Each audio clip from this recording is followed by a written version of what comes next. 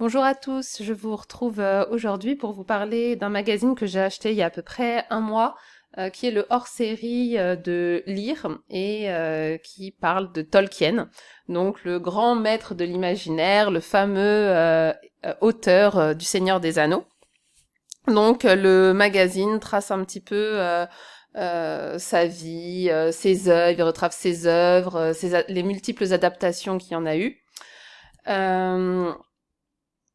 Euh, on découvre vraiment tout son univers, tout ce qu'il a, tout ce qu'il a réussi à créer, tous les mondes qu'il a créés. On voit qu'il avait une passion donc pour les langues, pour la philologie, qu'il a mis en place des nouvelles langues, notamment la langue elfique, des nouvelles créatures, des nouveaux espaces.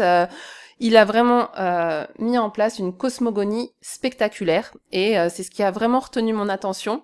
Et en plus du fait que il explique comment il a réussi à mettre en place un chef-d'œuvre tel que Le Seigneur des Anneaux et que ça n'a pas été fait en une fois, c'est-à-dire en 5 jours, tiens, je vais écrire un super livre, je vais me mettre à ma table et là, je vais parler des hobbits, etc. C'est quelque chose qui a pris du temps et qui est venu au fur et à mesure de ses histoires. Par exemple, il parlait des hobbits à ses enfants.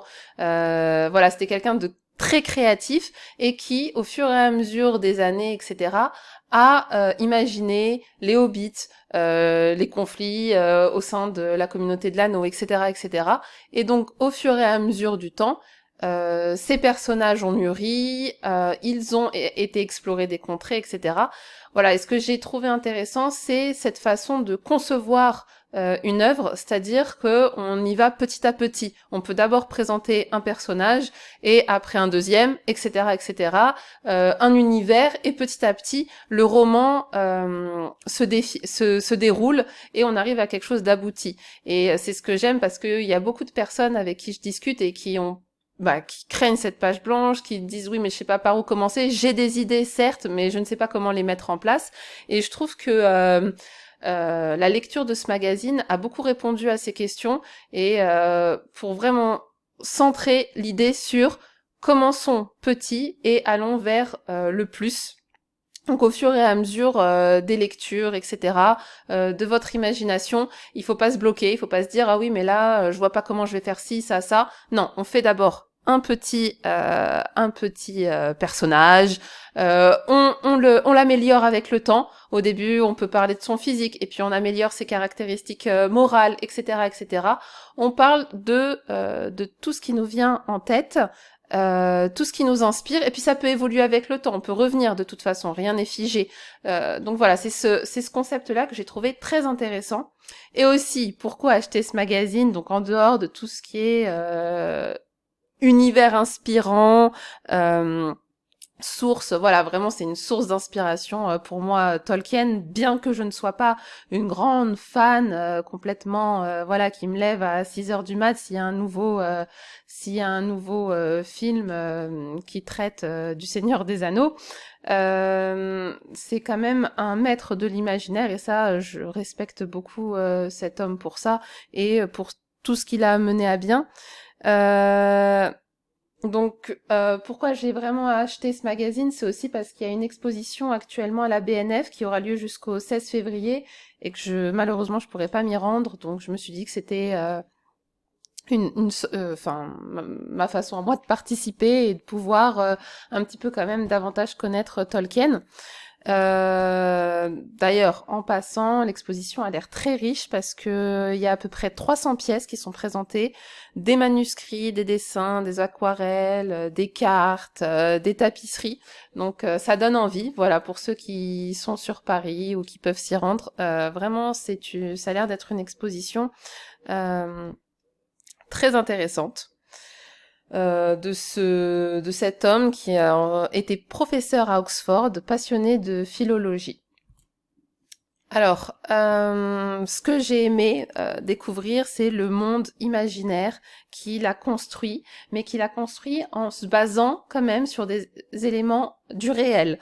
Donc, par exemple, pour ne citer que ça, enfin, ce qui a pu m'apparaître comme principale motivation, ce sont les blessures de guerre. Parce que en 1916, c'est un étudiant à Oxford et il doit quitter la ville pour aller sur le front de la Somme. Et ce qui sera une bataille sanguinaire et qui va complètement bouleverser sa vie, bouleverser sa conception des choses et qui va l'amener justement à beaucoup réfléchir là-dessus, sur donc le drame de la guerre. Et notamment pendant cette guerre, il aura des hallucinations. Et en fait, il expliquera reprendre, d'où lui viennent les hallucinations de Frodon avec l'anneau. Ce sont de ses propres hallucinations. Et c'est un petit peu basé sur ce qu'il vivait lui-même.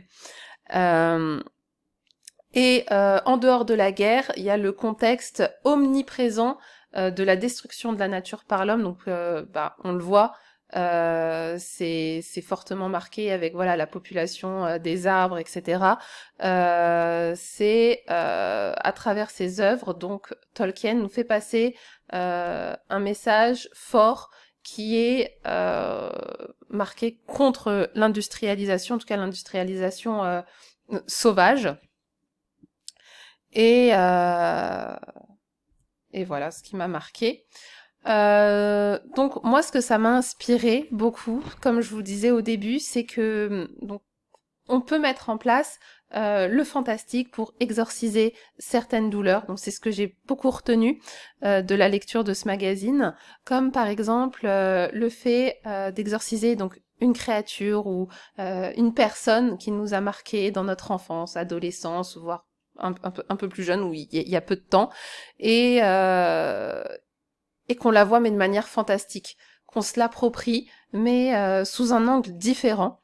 Donc ça peut être par exemple tout ce qui est frayeur à l'école qui peut même aboutir sur de la maltraitance. Voilà, revoir des adultes qui nous ont marqués mais sous un autre angle. Situer l'histoire dans un lieu, par exemple avec un objet spécifique ou un monument, quelque chose qui a marqué cette époque sombre, enfin en tout cas plus sombre, ou qui est une tâche un petit peu dans votre vie, mais juste pour décrire. Il faut pas, sans avoir besoin d'une histoire. En fait, juste de s'immerger dans quelque chose qui va vous replonger dans une frayeur, une peur infantile, un malaise, peu importe, mais qui va replonger dans un univers et que le lecteur va pouvoir sentir que cet univers vous met mal à l'aise.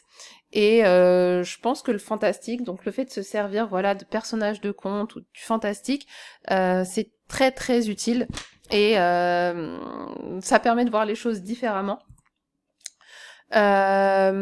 Parce que par exemple, pour parler un petit peu des personnes avec qui je travaille actuellement avec une jeune femme qui a subi des violences pendant l'enfance et elle me disait elle-même que travailler sur le livre, ça l'aide beaucoup à ne plus vivre son histoire de la même manière. C'est-à-dire que là, c'est comme si elle le faisait pour un travail scolaire.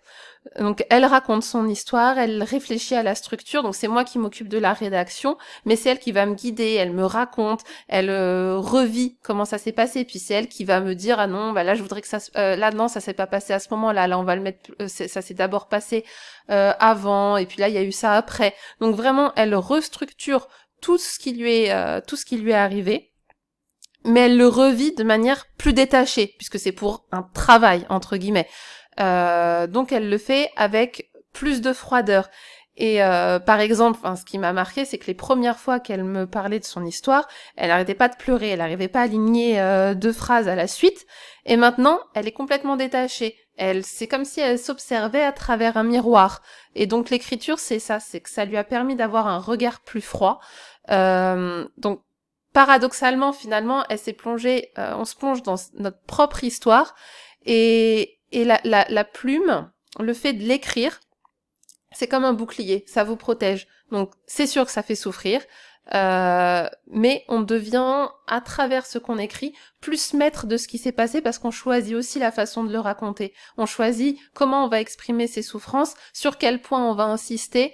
C'est vraiment nous qui sommes dépositaires de notre histoire. Donc J'écoutais, enfin, il y a un certain temps, mais Amélie Nothomb qui racontait également ça, que, enfin, écrire, c'est une vraie douleur. C'est vraiment, il faut parler avec ses tripes, voilà, mais ça en parallèle, comme si c'était une torture. Parce que parfois, justement, écrire, c'est se vider soi-même. C'est l'écriture, c'est profondément intime. Il y a rien, enfin, c'est vraiment nous et notre stylo, donc ou notre clavier. Mais c'est profondément intime. Donc voilà, c'est pour ça que je me suis dit que ce serait pas mal de faire un exercice en utilisant un personnage, voilà. Alors, pas, on n'est rien obligé d'expliquer. Le but est pas là pour expliquer les choses, mais de justement de transmettre un malaise, de transmettre ce qu'on a pu ressentir à travers la description d'un personnage. Donc il peut être complètement fantastique ou un peu moins si on n'est pas forcément à l'aise avec le fantastique, mais quoi qu'il en soit, quelque chose qui ressort de profondément personnel. Voilà, c'est, je pense qu'il est important pour le moment, et c'est, je pense, ce qui pourrait débloquer même l'écriture de quelque chose de plus profond. On part d'un personnage, on peut en ajouter un deuxième au fil du temps, un endroit, un lieu qui nous a marqué, et pareil, on peut un petit peu le transformer, c'est pas dérangeant, on tourne tout ça à notre sauce, et on en fait quelque chose de plus abouti au fur et à mesure. Voilà, donc ce que je vais faire, c'est que je publierai sur le site lacomposition.fr mon personnage, donc d'ici le temps que je l'écrive, parce que là voilà, j'ai un petit peu de boulot, mais d'ici une semaine ou deux, et voilà, n'hésitez pas à vous aussi transmettre le vôtre, et donc qu'on puisse le publier ou non, selon ce que vous voulez. Mais que si vous voulez pouvoir échanger là-dessus, ça peut être tout à fait intéressant. En tout cas, je vous remercie de m'avoir écouté et je vous souhaite une agréable journée. Au revoir.